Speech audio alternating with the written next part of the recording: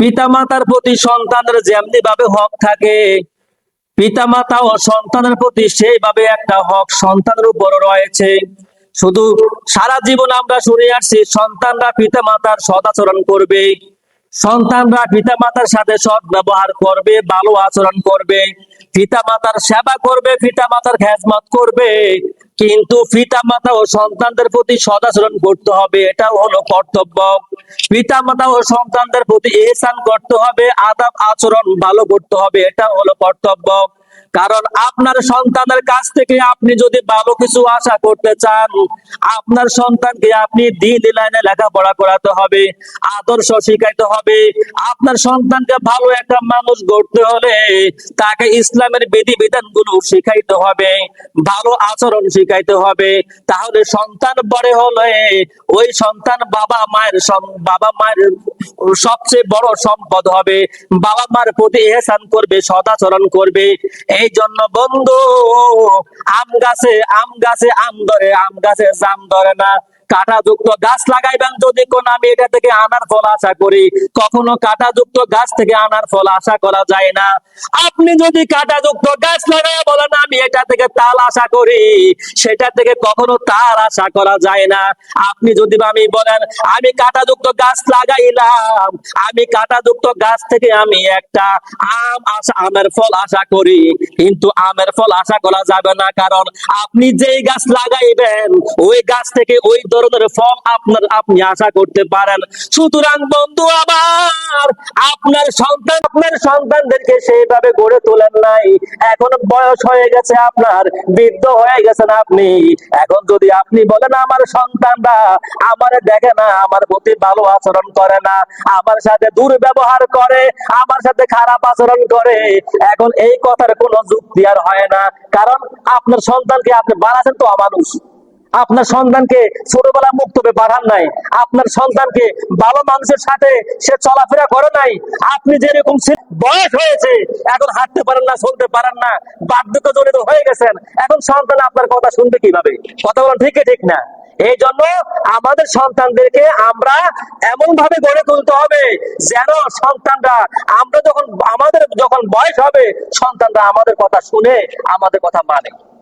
এই জন্য আমাদের সন্তানদেরকে বিয়ে করাই না, অথবা যারা বিয়ে করে তারাও দিনদার দেখে বিয়ে করে না, আল্লাহওয়ালা দেখে বিয়ে করে না।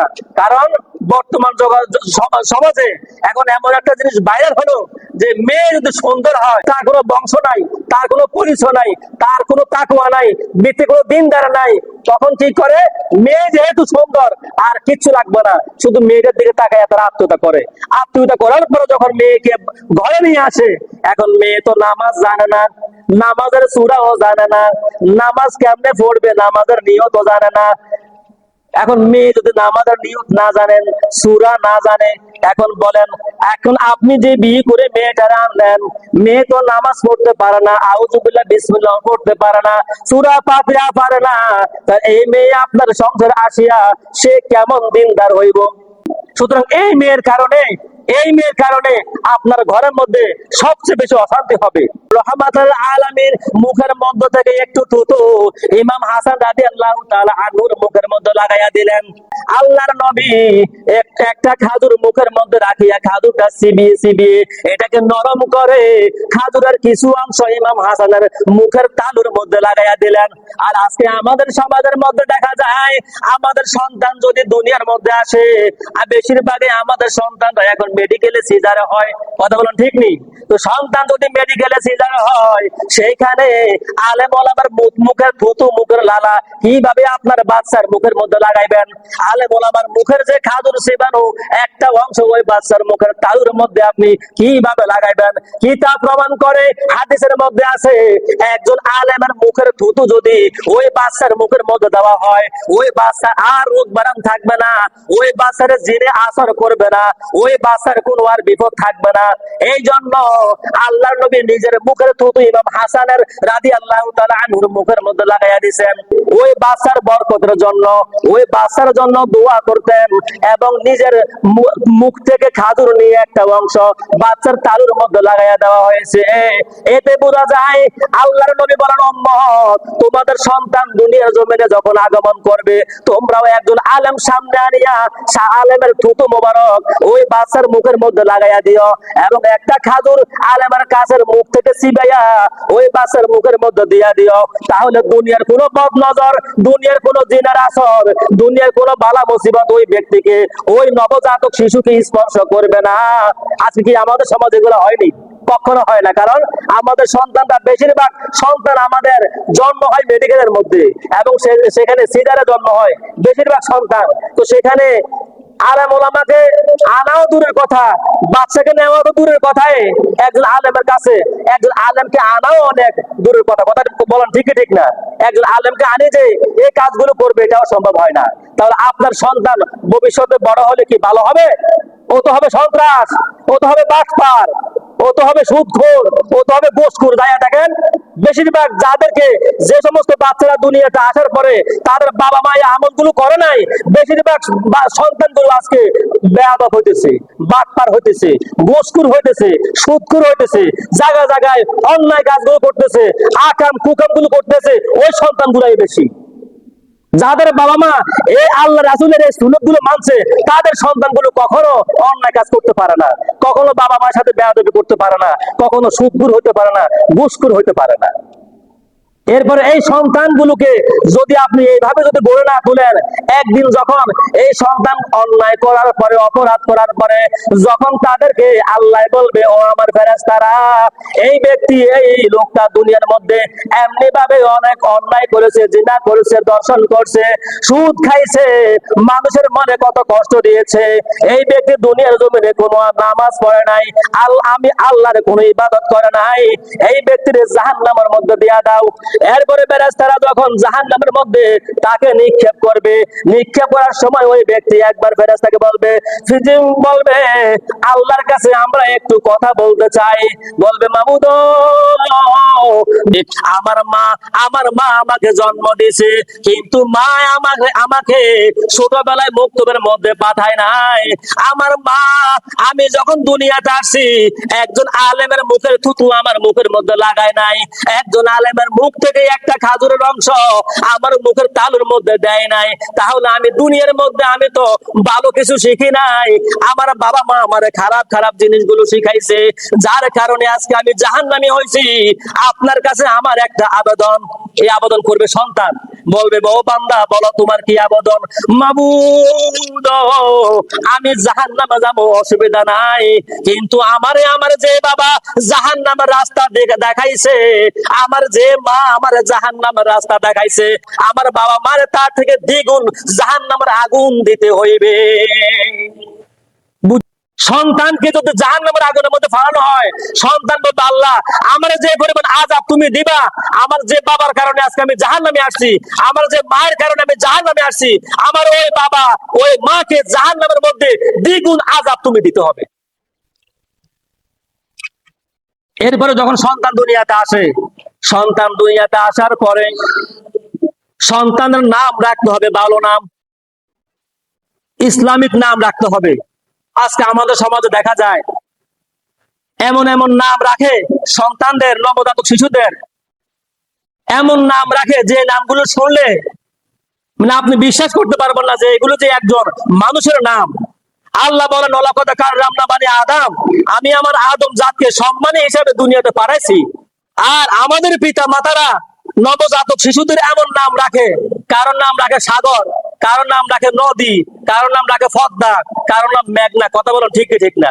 এটি কি ইসলামিক নাম হলো? ওই এক ব্যক্তি, তার 3 সন্তান, তো এক সন্তানের নাম হলো বদনা, আর এক সন্তানের নাম হলো ফানি, আর এক সন্তানের নাম হলো মুত্তা, আর নাম টয় পানা। একজন নাম আছে বদনা, একজন নাম আছে পানি, একজনের নাম আছে মুত্তা। তো ওই বেচারার ওই ওই বেচারার বাড়িতে বেচারার এক ভাই আসছে বহুদিন পরে ভাই আসছে। ওর ভাই জানে না বাতি যে নাম যে পানি মুচ্চা বদনা, বাইরে জানে না বাতি যে নাম। বাতি যে অনেক বড় হয়ে গেছে, বহু বছর পরে চাচাই গেছে ভাইয়ের বাসায়। অন যাওয়ার পরে খোঁজ খবর নিয়ে বলতেছে, ভাই তোমার যে ছেলেগুলো আছে, ছেলেরা কই, কিন্তু দেখাও না, আমি ছেলেগুলো একটু দেখি কত বড় হয়েছে। অন ভাইয়ে ডাক দেয়, এই বদনা মুচ্চা পানি আন। এটা কহনার পরে কি ব্যাপার, বদনা মুক্তা ফানিয়ান এই কথা কল বলতে বেড়া চাপা দিয়ে উঠছে। আর ঘটনাটা কি? আমি বললাম বাতিজা করে ডাক দেওয়ার জন্য, হে তো বদনা মুক্তা ফানিয়ান, তো অবস্থা মনে খারাপ, আমার মনে বদনা করে মুক্তা ফানি মনে খাওয়াইবো, এর লাগে মনে ডাকছে। নাউজুবিল্লাহ কর না। পরে বাইরে দিছে দৌড়। পরে বললো কি ব্যাপার, তুমি দৌড় দিছো কা? তো ভাই আপনি যে কথা কোছেন বদনা মুক্তা ফানিয়ান, আমি কি আমরা ফানি চাইছিনি? আপনি কিনলে কোন বদনা করে মুক্তা ফানিয়ান? তো কার ভাই, আমার সন্তান 3 জন, আমি একজনের নাম রাখছে বদনা, একজনের নাম রাখছে মুক্তা, একজনের নাম আছে পানি। তো আমি তাদেরকে ডাকবো কিভাবে ডাকবো? তো আমি এভাবে ডাকছি, একসাথে তারা আসে বদনা মুক্তা পানি আয়। আল্লাহর এমন কিছু বান্দা আছে দুনিয়ার জমিনে, যখন কোনো আমল থাকবে না, কোন আমল না থাকলে ওই বান্দা যখন জাহান্নামে চলে যাবে, আল্লাহ ফেরেশতাকে ডাক দিয়ে বলবে, ফেরেশতা আমার এই বান্দার আমল নামায় কিছু পাইছনি? ওই ফেরেশতা ডাক দিয়া বলবে, আল্লাহ এই ব্যক্তি দুনিয়ার জমিনে কোনো আমল নাই।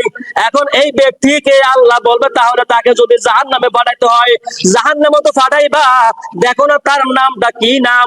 যখন দেখবে যে তার নামটা আমার আল্লাহর নামের সাথে নাম, তার নাম সাহাবীদের নামের সাথে নাম, তখন ফেরেশতা ডাক দিয়া বলবে, মাবুদ এই ব্যক্তির নাম হলো আব্দুর রহিম, আপনার নামের সাথে নাম। এবার আল্লাহ ডাক দিয়া বলবে, ফেরেশতারা যেহেতু এই ব্যক্তির কোনো আমল নাই, কোনো কিছু নাই, অন্তত তার নামটা আমার নামের সাথে নাম, আমি আমার নামের নাম এই বান্দারে জাহান্নামে কেমনে জ্বালাইবো, আমি আমার বান্দারে ক্ষমা করে দিলাম। সুবহানাল্লাহ করবা। নামের উসিলায়ও আল্লাহ বান্দাকে মাফ করে দিবে, তাকে জান্নাত দান করবে। তাহলে আজকে আমাদের সমাজে যে আমাদের সন্তানদের নাম আমরা রাখি, এইগুলোকে নামের মধ্যে পড়ে। এরপরে আবার এই সন্তান দুনিয়াতে আসলো, আসার পরে আমরা আকিকা দেই না, কিন্তু একটা সন্তান আসলে আকিকা দেওয়াটা তার উপর ওয়াজিব। সন্তানের প্রতি আকিকা করা পিতা মাতার জন্য ওয়াজিব। এই আকিকাটা করলে কি হয়?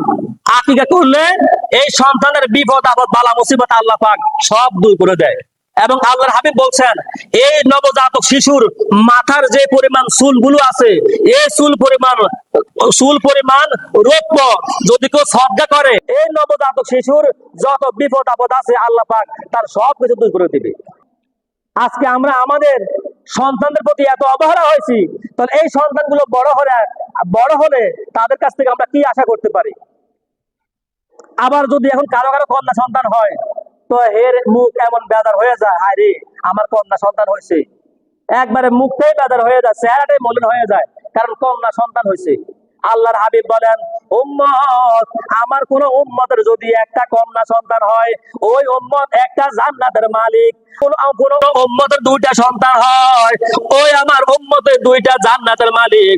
যদি আমার কোন উম্মতের 3টা কন্যা সন্তান হয়, আমার ওই উম্মত সরাসরি আমি দয়াল নবীর সাথে জান্নাতে অবস্থান করবে। সুবহানাল্লাহ কন্যা জোরে কোন সুবহানাল্লাহ। কথাটা মনে বোঝেন নাই? আল্লাহ নবী বলছেন, যদি আমার উম্মতের মধ্যে কোন উম্মতের 3টা কন্যা সন্তান হয়, সে আমার সাথে জান্নাতে থাকবে। সুবহানাল্লাহ কথা। আর অথচ আমাদের সমাজে যদি মেয়ে সন্তান হয়, আমাদের মুখ একেবারে মলিন হয়ে যায়, বেজার হয়ে যায়। তাহলে সন্তানদেরকে আমাদের সম্মান করতে হবে, সন্তানদের প্রতি আমাদের খেয়াল রাখতে হবে। সন্তানরা পিতা মাতার প্রতি যেভাবে খেয়াল রাখবে, যেভাবে সম্মান করবে, ঠিক পিতা মাতাও সন্তানের প্রতি সেভাবে খেয়াল রাখতে হবে, সেভাবে আপনার ইহসান করতে হবে আর সদাচরণ করতে হবে। তাহলে এই সন্তানগুলো বড় হলে আপনার জন্য আমার জন্য নিয়ামত হবে, সম্পদ হবে। তারাই আমরা যখন কবরে চলে যাব তখন তারাই আমাদের জন্য দোয়া করবে। এমন এক সময় ছিল,